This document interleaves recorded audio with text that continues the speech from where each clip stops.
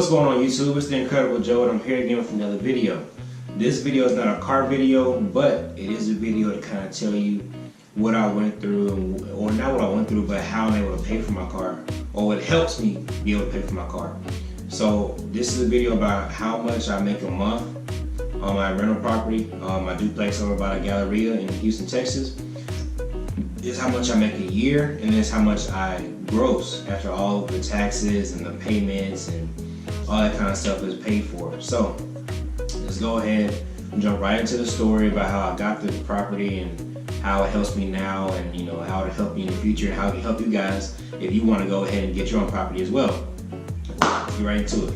So I got the property. I started the closing process on the property in February, and I didn't close on it until the beginning of March. I started looking for the property in about December, and it took me about 2 months to actually find. We got calls, people would say that the property's already under contract. That's what they say, if someone's already buying the property and they're already going through the process of closing on the property and all that kind of stuff.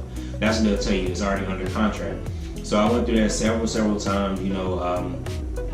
I went through calling and I was under contract, I got approved for $190,000, and I was only trying to use $100,000 of the money to actually put towards the property. So that's why I would find homes, $50,000, $60,000, $70,000, somewhere in there.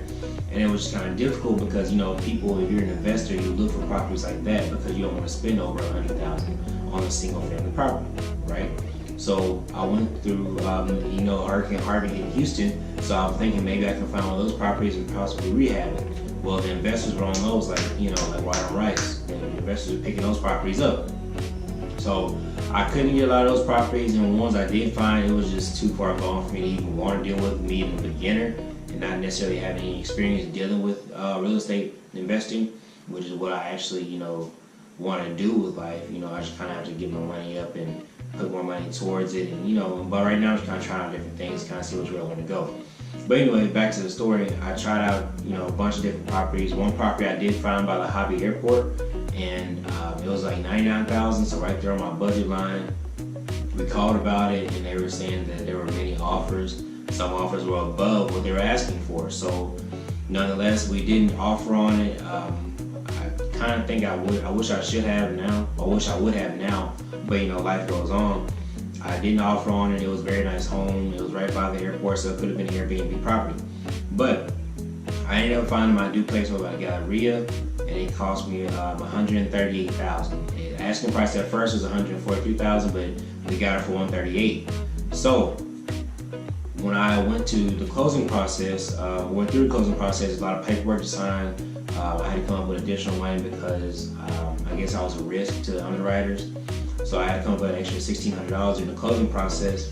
So I think all in all, total, when I closed on it, I spent $12,340 or $12,430. That was tax, title,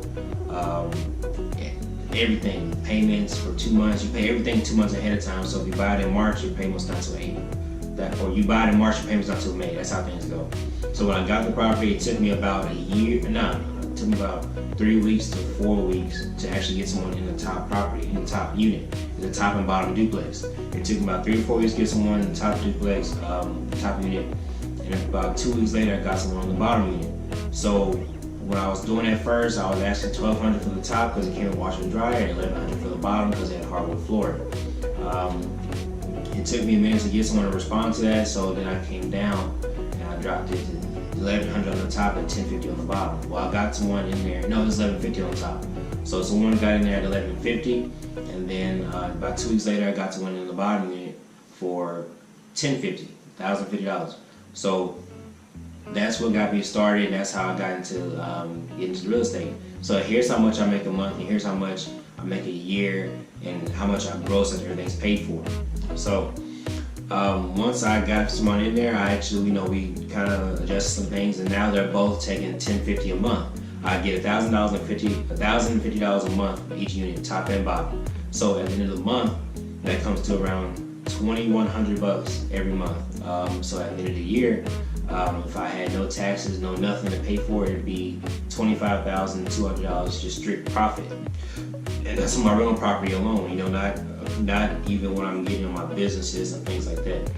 But when I pay for everything throughout the month, it goes from $2,100 to $875 a month, because I have my mortgage and everything and my taxes comes out to $1,225 a month.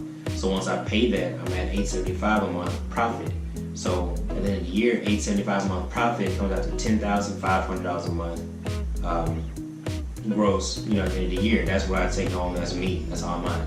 So that's how it helped me pay for my car, because, you know, I'm making another 10 grand a year alone in my rental property. So at the end of the day, when you do that kind of stuff, for anyone that wants to get into real estate, that's why they say to buy real estate, buy property, and buy land first, because it enables you to open up doors to do other things. You can start businesses with that extra 10 grand. If I don't touch it, I can start a business with that, you know, 2-3 years down the road, and I can make it a huge corporation. Or I can 3-4 years down the road, I can invest $30,000-$40,000 into something else, you know, or another property. But for me, I like to buy a property sooner than every decade, you know. So that's how I'm able to pay for my car, or that's what helps me pay for my car, because my insurance is decently high, and my payment is kind of high as well. I made a video about that, so if you want to know what my payment is, go back and watch that video. So at the end of the day, I'm going to refinance the car if I keep the car. If I don't keep the car, you know, then we'll see what happens. But I'm thinking about bringing another car to the channel, different type of car, or maybe, you know, we'll see what happens. But anyway, like I said, so that's how much I make a month, a year. That's how much I profit a month and a year, and that's how I'm able, or that's what helps me pay for the car that I have now for the YouTube channel. Which the kind of car I have is a 2018 Challenger Scatpack, which I've had for right now just a month. So anyway, and I have other businesses as well. So like I said, that's not the only thing paying for my car, but it's helping pay for my car as well. And it builds your credit really quickly, because you're paying off a lot of loan. And when you go to, you know, get something else later on in life, you can say that I've paid off a duplex or a home, or, you know, your car. You say I paid off a car. You know, those kind of things help you when it comes to talking to people and actually trying to get things that you need to start up a business, or to possibly start up, you know, anything you want to start up, because the bank will look at you and like, oh, we trust you, you know, because you actually dealt with a substantial amount of money and you paid it back on time every month when you're supposed to. So those kind of things help you. So when you go into real estate and you go into buying a car and all that kind of stuff, I'm not a guru, I'm not a millionaire guy, I'm really not. I'm a blessed man, blessed young man, and I capitalize on my opportunities I was given. So, and I work hard, you know, every day. I pray for things, you know, but I go out and I match what I pray for. I work just as hard for it. That way I can meet God halfway. So, like I said, if you're interested in real estate or anything like that, real estate and land, to be honest, it's the smartest thing you can do, because at the end of the day, if these computers and these banks shut down right now, what do you have?